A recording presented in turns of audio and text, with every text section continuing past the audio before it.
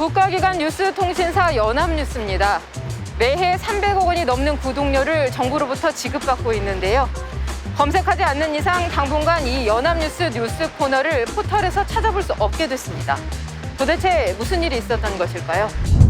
지난 3월부터 넉 달 동안 연합뉴스에서 전송한 기사의 일부입니다.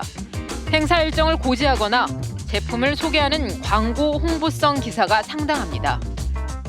기사를 작성한 기자의 이름을 보니 박모 씨, 알고 보니 박 씨는 연합뉴스의 기자가 아닌 홍보사업팀 직원이었습니다. 이렇게 홍보사업팀 직원이 기업들의 홍보 자료를 받아서 기사인 것처럼 올린 것이 올해 3월부터 넉 달 동안 640여 건이나 됐습니다. 연합뉴스가 국가기관통신사로서 공공의 성격을 상당히 가지고 있거든요. 근데 그런 상황이라서 저희도 마찬가지지만 이제 언론 소비자나 아니면 우리나라에 대한 좀 책임감이 언론 책임감이 더 높아야 되는데 연합뉴스 그 위에 계약서를 보면 그 협찬 대행사 내지는 홍보 대행사가 있어요. 근데 홍보 대행사 고객은 기업이에요. 그러면 연합뉴스가 기업 홍보대행사 밑으로 가게 되는 것인데 과연 비판의 기능을 충분히 할 수 있을 것인가? 연합뉴스도 그 미디어 오늘이 자신들의 일을 폭로한 직후에 연합뉴스 측에서 이거 자신들만의 문제 아니다. 사실 업계 다 이렇게 한다. 이런 식으로 좀 항변을 하기도 했죠. 우리만의 일이 아닌데 좀 억울합니다라는 취지로 냈어요. 그래서 뭐 저희가 진짜 업계에서 이렇게 만연돼 있나? 라는 궁금해서 제가 직접 한번 취재해봤습니다. 포인트를 충전하면 금액의 20%를 더 얹어주는 서비스로 인기몰이한 머지 포인트. 지난달 11일 돌연 포인트 판매 중단을 선언하면서 경찰이 수사에까지 나섰습니다. 그런데 불과 하루 전인 지난 10일. 머지 포인트가 국내 5대 금융사에서 대규모 투자를 제안받았다는 홍보성 기사가 일제히 배포됐습니다. 심지어 일부 보도는 제목부터 본문까지 복사해서 붙인 수준입니다. 머지 포인트에 거기서 보내줘가지고 썼습니다. 자기네들은 이제 좀 우호적인 뭐 이런 그런 보도자료를 좀 많이 내고 싶었던 것 같아요. 그런 게 터졌더라고요. 그런 문제가. 어떻게 이런 일이 가능한 것일까요? 이 한 홍보 대행사 홈페이지입니다. 여기 보시면 기업 홍보 자료를 언론사를 통해서 포털 사이트 뉴스 영역에 노출시켜준다고 광고하고 있습니다. 비용을 조금 들이면 현직 언론사 기자가 출장을 나와서 행사를 직접 취재해준다고까지 안내합니다. 실제로 연합뉴스 내부 문건에도 2018년도 기준으로 71만 5천 원을 내면 기자가 직접 행사를 취재해준다고 적혀 있습니다. 심지어 홍보대행사 대표가 언론사 기자로 직접 기사를 올리는 경우까지 있습니다. 각기 다른 기자의 이름으로 올라온 병원 홍보기사. 그런데 이메일 주소를 보니 모두 같은 주소입니다. 홍보대행사 대표가 이름만 바꿔 올린 겁니다. 만약에 이게 광고성 기사라고 하면 사실 그렇지 않은 부분도 과대해서 광고를 하는 경우가 있을까요?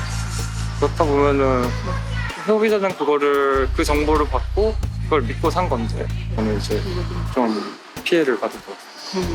좀 지나치게 상품에 대한 언급이 적을수록 좀 광고인가 아닌가 헷갈리게 돼요. 이렇게 광고임을 표시하지 않은 광고형 기사를 믿었다가 실제 금전적 피해를 본 사례도 있습니다. 투자하면 원금을 넘어서는 코인을 지급한다고 광고했던 QRC뱅크. QRC뱅크의 사무실이 있던 자리인데요. 지금은 자취를 감췄고요. 투자받은 돈을 돌려막기식으로 투자자들에게 지급한 정황이 확인돼서 사기 혐의로 수사를 받고 있습니다. 경제지 등을 중심으로 QRC뱅크의 혁신성을 강조한 기사가 올 초까지 계속됐습니다. 자, 이런 피해가 계속되고 있는데도 기사로 위장한 광고가 계속 나오고 있고 어떤 면에서 더 교묘해지고 있고 한데요. 문제가 심각해지면서 최근에 이런 문제를 개선을 위한 노력들이 일고 있습니다. 지난달 3일 국회 입법조사처에서 기사형 광고의 문제점 및 개선 방안이라는 보고서를 통해서 기사형 광고의 개선 방안으로 광고 표시 의무화와 처벌 규정 신설 검토, 또 가이드라인 제정 및 자율 규제 강화, 미디어 광고 리터러시 교육 등을 제안했습니다. 또 그보다 앞서서 지난 3월에는요, 이수진 더불어민주당 의원이 기사와 광고를 명확하게 구분해서 편집하지 않은 언론사 및 포털에 대해서 최대 2천만 원의 과태료를 부과하는 내용을 담은 신문법 개정안을 대표 발의하기도 했습니다.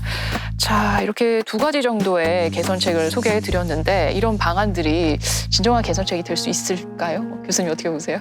네, 지금까지 어떤 문제가 계속 확산되고 있는 과정을 우리가 지켜봤을 때 사실은 문제의 근원은 기사형 광고 자체가 아님을 우리가 알 수가 있습니다.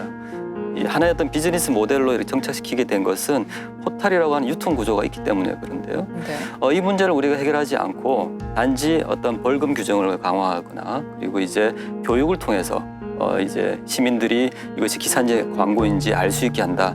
그래서 이것은 문제를 해결한다기보다는 사실은 문제의 어떤 본질을 은폐시키려고 하는 어떤 그런 것과 관련이 돼 있는 어떤 법안이다라고 보여집니다. 그래서 좀 더 우리는 본질적으로 어떤 뉴스와 언론의 어떤 유통 구조를 전반적으로 한번 재점검을 하고요. 그리고 자율심의기구에 대한 이것이 좀 더 투명하고 공정하게 작동하고 있는지에 대한 검토도 필요하고요. 그런 차원에서 이제 이러한 법안들이 이루어져야 된다라고 저는 생각합니다.